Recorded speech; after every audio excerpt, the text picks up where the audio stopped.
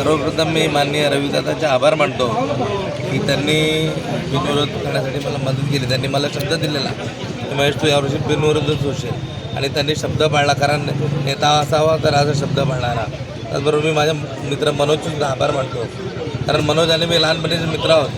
त्याचा जो ग्रुप आहे मनोजचे जे कार्यकर्ते ते माझेसुद्धा मित्र आहेत. म्हणून त्याने आपसात वाद नको म्हणून त्याने स्वतःचा करिअरचा बळी दिला आणि माझ्या मैत्री त्यांनी पाळली. त्याबद्दल मनोजचे मनापासून आभार. माननीय नरेंद्र मोदीजी आणि माननीय देवेंद्रजींच्या नेतृत्वामध्ये देशाचा आणि राज्याचा जो विकास आहे त्याच्यामुळे अनेक लोक भारतीय जनता पार्टीसोबत जोडत आहेत.